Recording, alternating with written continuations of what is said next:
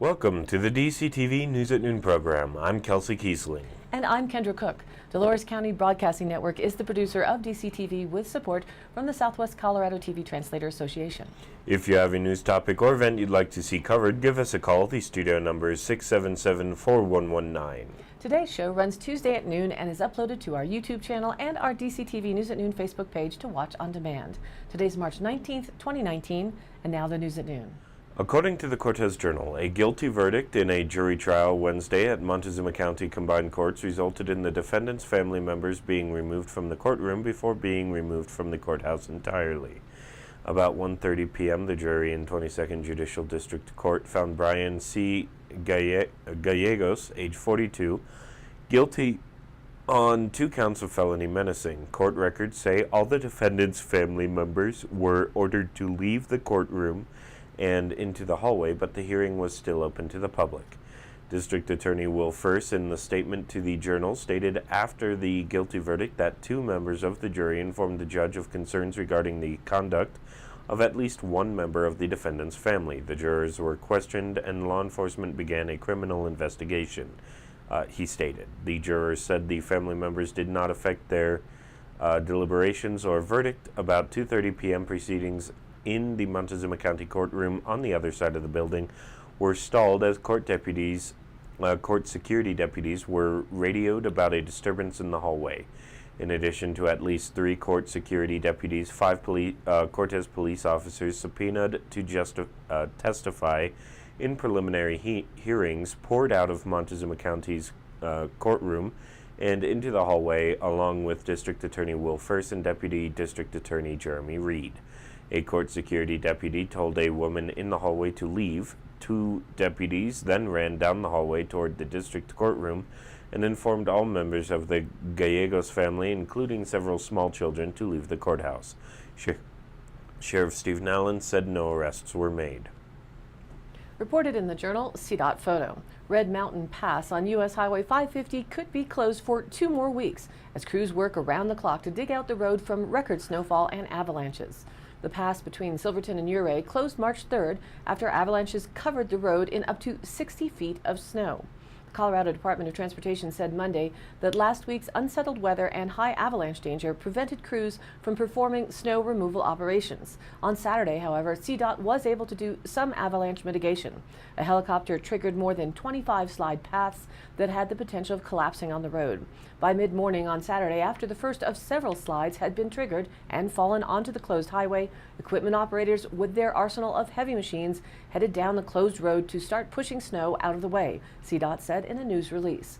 CDOT said crews have been assigned to 12-hour shifts working around the clock to get the pass open. Quote, "We have never encountered avalanche slides to this magnitude," CDOT Area Maintenance Supervisor Vance Kelso said in a prepared statement. Quote, "We are remaining optimistic that with cooperative weather and decreasing avalanche danger, we can get this pass opened within the next 2 weeks." CDOT is also reminding the public that the Red Mountain Pass closure applies to vehicle and foot traffic, such as skiers and snowshoers. Anyone caught in the closure area will be reported to the San Juan County or Ouray County Sheriff's offices. This closure is for the safety of all, CDOT Maintenance Foreman Paul Wilson said in a prepared statement. Quote, "Our crews need to focus on the task at hand, opening this road to the traveling public and to the residents of our local communities. This work can progress more quickly without the distraction or hazard of anyone else in the work area." From the Durango Herald with a photo by Northwestern University via AP. Peek into any U.S. hospital's baby ICU and you'll see sick and premature newborns covered in wired monitors that tear at fragile skin and make it hard for parents to cuddle their kids. Now, researchers have created tiny skin-like wireless sensors that may finally cut those cords. Nearly 300,000 U.S. newborns wind up in neonatal intensive care units each year because they were born prematurely or with serious health problems. It's critical to track their heartbeat and other vital signs so doctors and nurses can rapidly spot if their youngest patients are in trouble. And no matter how carefully doctors and nurses remove the electrodes, preemies whose skin isn't fully developed are prone to injuries and scarring. Going wireless in the NICU is a lot harder than, say, measuring a jogger's heart rate with a Fitbit. First, Rogers' team developed ultra-thin sensors made of flexible silicon that moves like skin and clings without any strong adhesive. Then the researchers embedded the sensors with spring-like electronics that flex as the body moves and are waterproof and made with materials that, unlike today's monitors, don't interfere with X-rays or MRI scans. And key to being lightweight, they don't need batteries. Under the crib mattress sits a transmitter that wirelessly charges the sensors, much like some smartphone chargers, while simultaneously relaying all the sensors' measurements to hospital computers. Replacing today's multiple monitors takes just two wireless sensors, one made for the chest or back, and one to wrap around the foot, that work together. For example, the upper sensor measures heart activity, while the foot sensor uses light to measure blood oxygen levels. How long it takes a heartbeat's pulse to reach the foot corresponds to blood pressure, Rogers explained. No bruising, blood pressure cuff required. How reliable are they? Researchers put the wireless sensors on the bodies of 20 babies in Northwestern affiliated NICUs who also had the normal wired monitoring. The wireless sensors work just as well, Rogers and Paller reported Thursday in the journal Science. Reported in the Cortez Journal, photo from the Journal, Mancos resident Julie Ott was sentenced last Thursday to 3 years probation and ordered to pay $54,560 in restitution to the Dove Creek Fire Protection District after a jury found her guilty of criminal mischief causing damage between $20,000 and $100,000 to fire district property. The jury in late February concluded that in May 2017, Ott unlawfully and knowingly damaged fire district property by excavating beyond her property line at the Lawatha LLC Bakery property at 101 U.S. Highway 491 in Dove Creek, adjacent to the Dove Creek Volunteer Fire Department building. After rendering Ott's sentence, 22nd Judicial District Judge Todd Plew told Ott and Fire District Board President Dan Johnson that he hopes there are no further conflicts between the neighbors, noting that there have not been any other criminal acts. Quote, "There's a whole lot of anger here, but this is the only case," Plew said. "Everybody should be commended for that." Before Thursday's sentencing hearing, Ott, who represented herself in the criminal case with help from advisory counsel Cameron Sechrist, filed a 39-page motion for acquittal, imploring Plew to throw out the jury guilty verdict. Ott's motion includes a transcript of trial proceedings and argues that the prosecution was unable to prove that Ott committed the crime of criminal mischief. Plew said the jury agreed unanimously that she is guilty, and it would be improper for him as a judge to insert his belief about the verdict or modify or disregard the jury's verdict. He implored Ott to, quote, "move on," and said he doesn't want any more problems. To that end, he ordered Ott to engage in restorative justice mediation with Fire District if the Fire District Board chooses to. Plew said the parties can come to whatever resolution they want. After mediation is complete, Plew said Ott can petition the court for unsupervised probation. He said he hopes the parties come to an agreement over the boundary line and where a wall could be built. From the Cortez Journal, the Durango-La Plata County Airport will break ground Thursday on a $1.6 million project to enhance the functionality of its 30-year-old terminal. The project, expected to be completed November 1st, will center on renovation and expansion of 5,000 square feet of interior areas and will include the installation of a new baggage conveyor system, updating the expanding airline offices, and consolidation of the Transportation Security Administration baggage screening operations. The project will be paid for entirely through airport enterprise funds, which are fees and other charges the airport issues to its users, principally airlines, passengers, and general aviation pilots. No tax dollars from the City of Durango or La Plata County budgets will be used to pay for the project. The project will be the largest update to the terminal since it was built in 1988 and aims to enhance functionality of the terminal for passengers and the airlines and to create more space to rent to airport service providers. Airport officials have sought to make strategic investments to upgrade the aging terminal since the November 2016 defeat of a proposal to issue $40.4 million in bonds to build a new terminal. The measure was rejected by a wide margin, 18,541 no votes to 11,556 yes votes. The terminal upgrade comes as the airport recently added about 4,500 square feet for a new baggage handling facility. In addition, the airport remodeled the non-public airline ticket office areas to separate to separate office functions from the garage functions. And now let's take a look at the weather. The National Weather Map is indicating major to historic river flooding will continue across parts of Mississippi and the Missouri River basins, and flooding also possible in the northwest northern Rockies. Specific areas expecting heavy rains and flash flooding include southeast Nebraska, northeast Kansas, northern Missouri, and parts of Iowa. Another part of the system will affect eastern Arkansas, northwest Mississippi, and far western Tennessee into southeast Missouri. Heavy rains over southern Florida are still expected today. Along the west coast, rain and snow in the highest terrains of California are expected into Nevada, with rains and thunderstorms likely across the rest of the state. Our regional outlook has very isolated showers possible along the Continental Divide today, but any amounts will be very light, if any. Clouds will increase during the day Wednesday, with the San Juans and La Salles seeing some rain and snow. By Thursday morning, precipitation will have overspread much of the southern portions of the area. Accumulating snow is expected over the San Juans and other higher terrain. Winter weather highlights look probable with this event. Once this storm moves out, another will move in Sunday, bringing more precipitation into the end of the month. So our DCTV 5-day outlook shows today sunny with a high near 52 degrees. Tonight mostly clear with a low around 26. North winds may make it feel a little colder. Wednesday, a slight chance, just about looking at 20% chance for showers between noon and 3 p.m. tomorrow, and then a slight chance of showers and thunderstorms after 3. However, it will be mostly sunny with a high near 53, setting us up for Wednesday night. Rain showers likely before 4 a.m. on the overnight, and then rain and snow showers at a 60% chance. Mostly cloudy with a low around 36 degrees. Little or no snow accumulation is expected. But the weather continues into Thursday, with rain and snow showers likely becoming all rain after 2 p.m. Cloudy with a high near 44 degrees. Winds shift to the south around 15 miles an hour. The chance of precipitation is pretty likely at 70%. Into Thursday night, a 40% chance of rain showers before 8 p.m. and then a chance of rain and snow showers again between 8 p.m. and 1 a.m. and then a chance of it turning to snow showers after 1.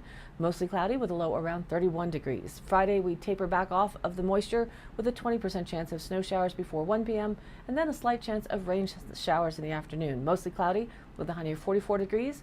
Into Friday night, mostly cloudy with a low around 30, and the clouds will threaten a little over the weekend. Saturday, a slight chance of showers in the afternoon, partly sunny with a high near 47, and again Saturday night, a slight chance of rain showers before 10 p.m., then a slight chance of rain turning into light snow showers between 10 p.m. and 1 a.m., and later a slight chance of snow showers after 1 a.m. No accumulation is likely.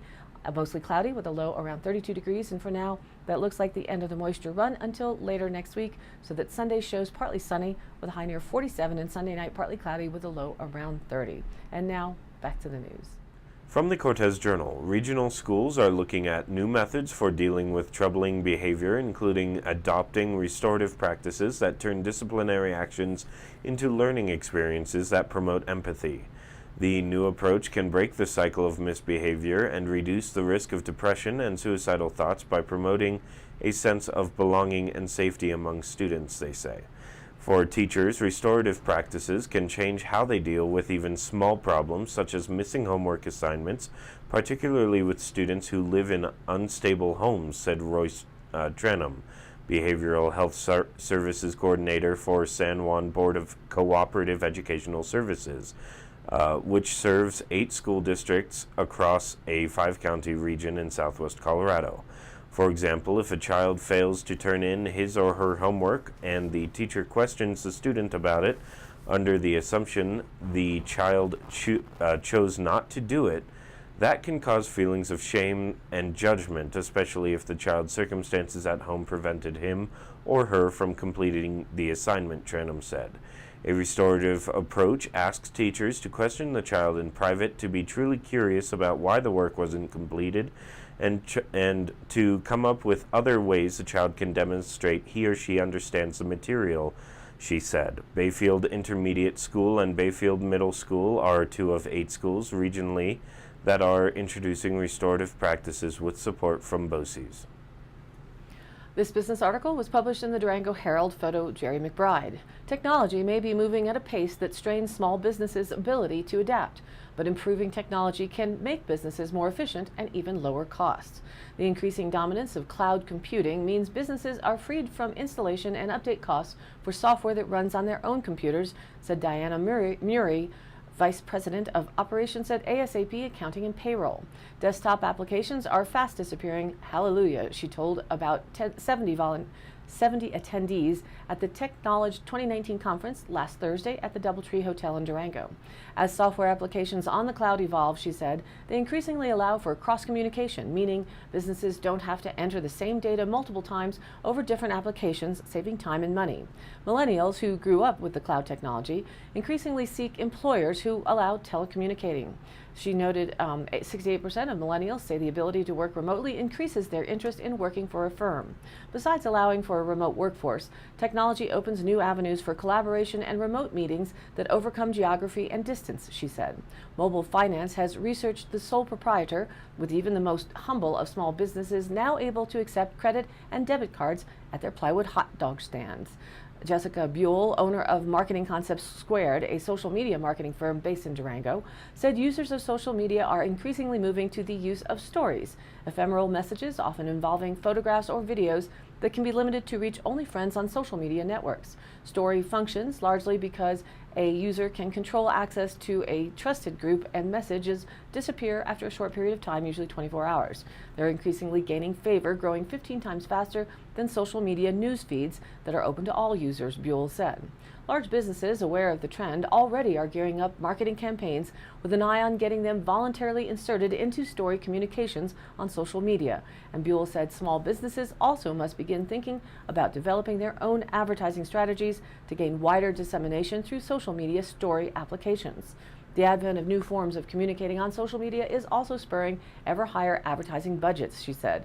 Marketers increased advertising budgets 32% in 2018. We're producing more ads than ever, Buell said. Increasing competition for placement of social media advertisements has led to a premium on creativity, which not only separates an advertisement from the crowd, but also increases the odds it will be incorporated into social media story conversations. According to the Cortez Journal, the City of Durango Planning Commission on Monday unanimously recommended approval of amendments to the city's sign code that would allow temporary signs, including sandwich boards and banners for downtown businesses. The amendments will now go to the City Council for final approval at its April 2nd meeting. Colleen O'Brien, Business Development and Redevelopment Specialist with the city, said requirements for small temporary signs were changed based on input from the public and business owners. Under the latest revision, sandwich boards could be made of any material after the city received complaints from business owners when it proposed banning plastic signs. Business owners said plastic signs were found to be the most practical and durable solution for small temporary signs.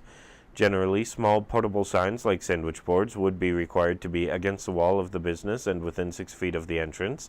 However, the city has approved an alternative staff process to allow signs off-site of a business property for unique situations.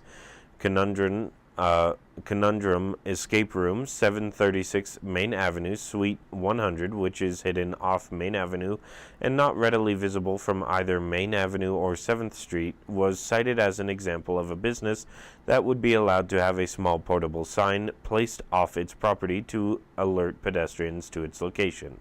Businesses that would want to use a small portable sign in the public right-of-way would have to obtain a $50 revocable encroachment permit. From the Journal, photo Jim Mimiaga.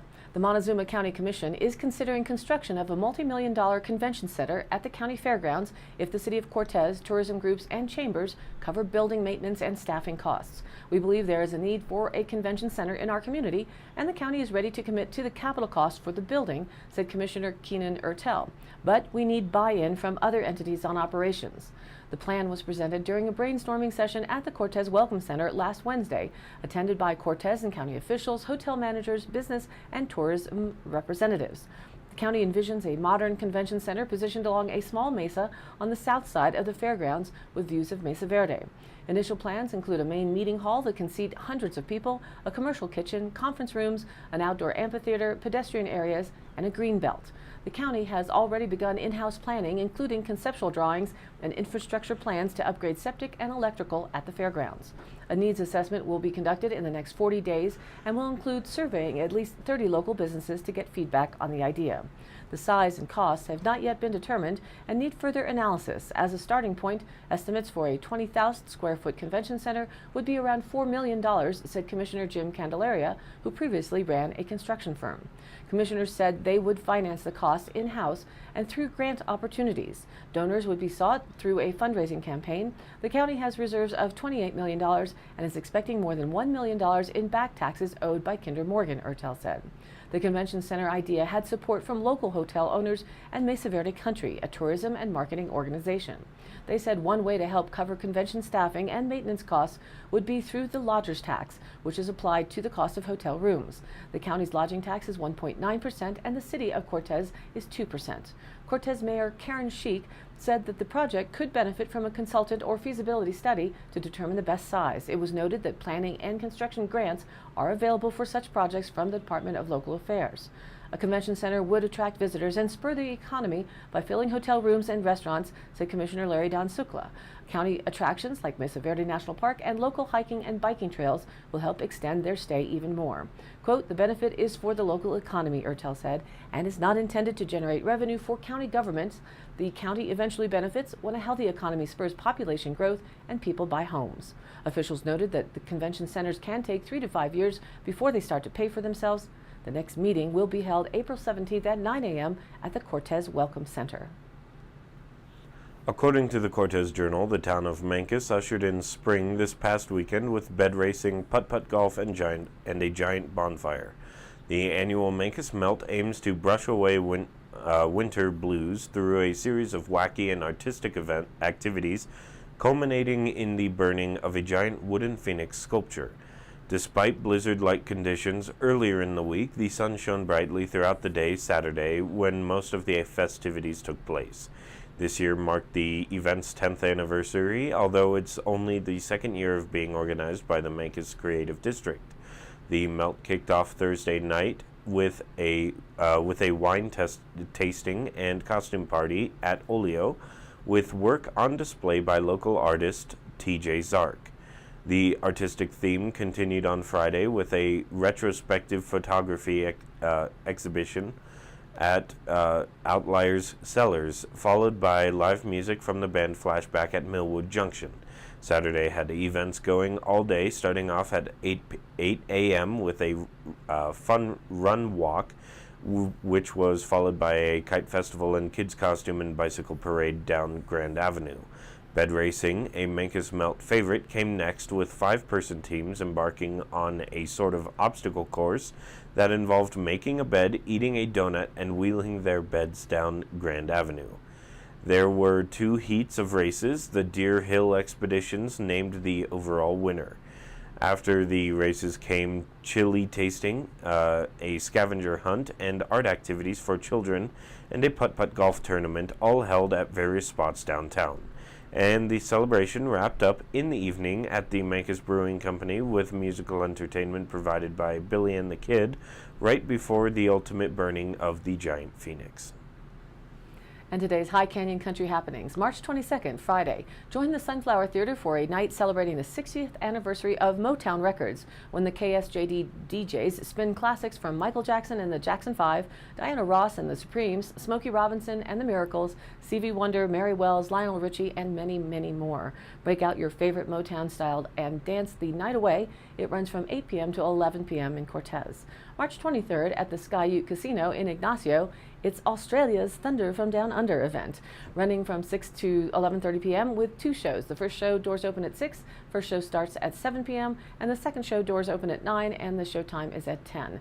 The Sky Ute Casino is located at 14324 Highway 172 North in Ignacio. For more details, you can call 970-563-7777 or go online to skyutecasino.yapcity.com. March 24th, Glass Fusing Workshop is being held with Breezy at the Painted Turtle Studio and Gallery in Mancos. That's Sunday starting at 11:30 a.m. In this workshop, you will learn the basics of glass fusing and make a pendant and a set of earrings. Call the studio at 970-533-7136. Tickets are $35 and must be paid in advance to reserve. All of the happenings are posted on our DCTV News at Noon Facebook page, along with the YouTube replays, weather, original stories, and local posts. To share your event or information, contact us at dcbnnews@gmail.com or call the station 970-677-4119. Thanks for tuning in. News at Noon airs at noon Monday through Thursday and then is available online on our YouTube channel and our DCTV News at Noon Facebook page on demand. Be sure to like us there on Facebook and join in on the news of our area and the conversations. And of course, please share it with a friend. For Kendra Cook with DCTV and the News at Noon program out of Dove Creek, USA, I'm Kelsey Kiesling. Thanks for watching.